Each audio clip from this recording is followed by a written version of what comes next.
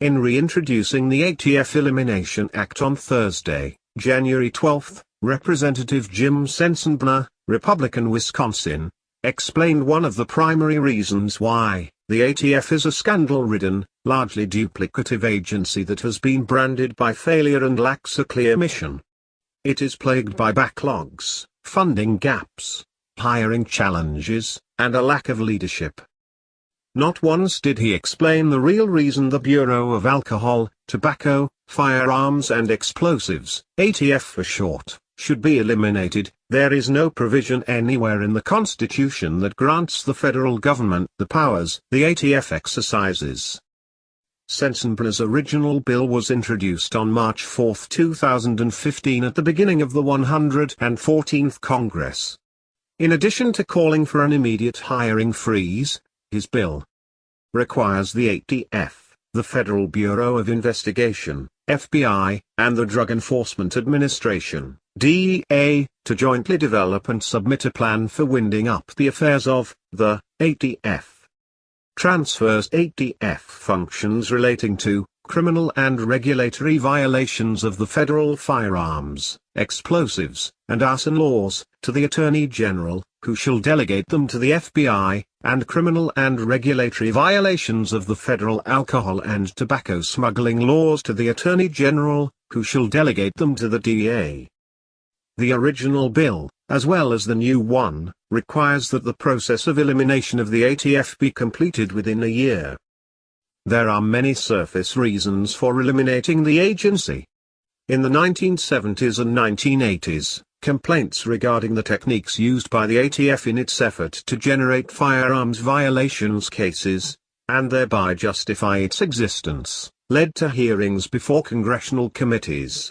One Senate subcommittee report said, based upon these hearings, it is apparent that ATF enforcement tactics made possible by current federal firearms laws are constitutionally, legally, and practically reprehensible. The Ruby Ridge incident involving Randy Weaver and his family in June 1990 led to the deaths of Randy's wife and son. A trial determined that the ATF was guilty of entrapment, while congressional investigations uncovered similar claims of overreach by the ATF and other agencies involved in the incident. The federal government awarded Weaver $3.1 million to settle a wrongful death suit brought by Weaver and his family.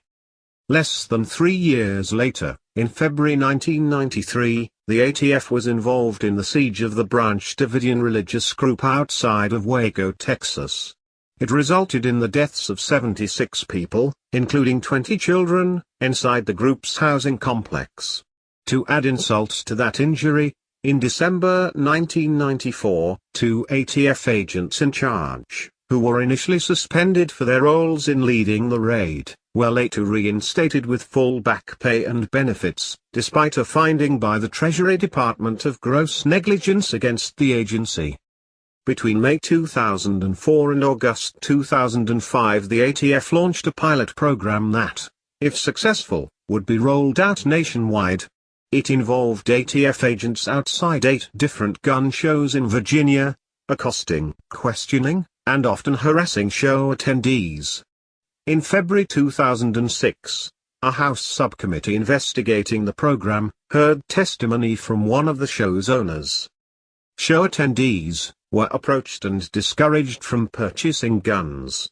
Before attempting to purchase, they were interrogated and accused of being in the business without a license, detained in police vehicles, and gun buyers' homes were visited by police, and much more.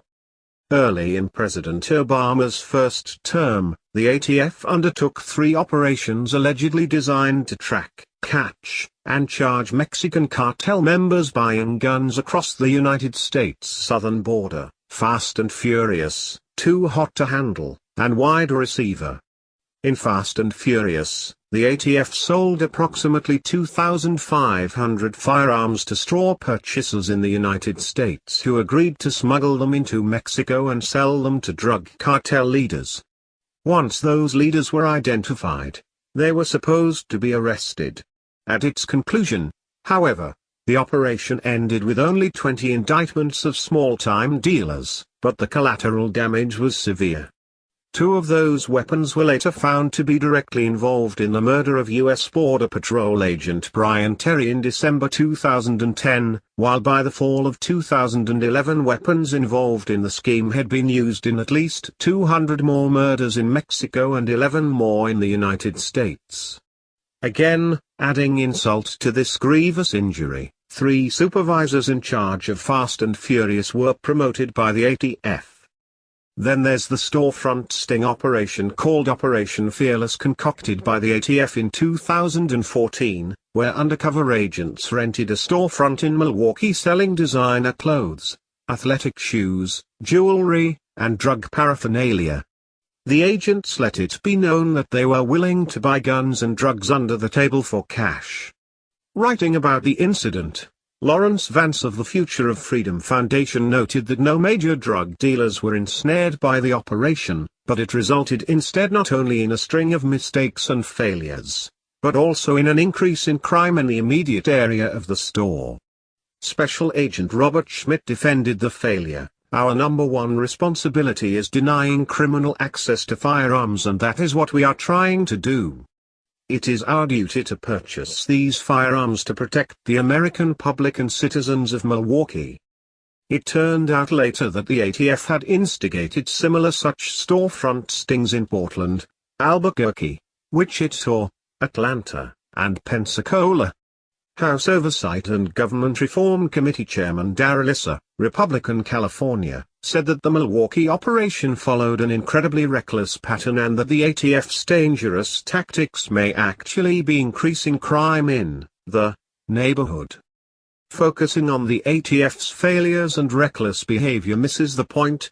The federal regulation of alcohol, tobacco, firearms, or explosives isn't a legitimate function of the federal government under the Constitution.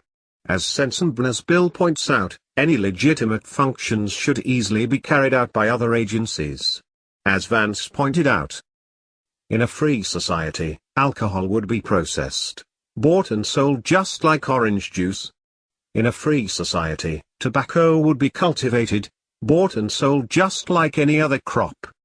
In a free society, there wouldn't be any federally licensed gun dealers any more than there would be federally licensed car dealers.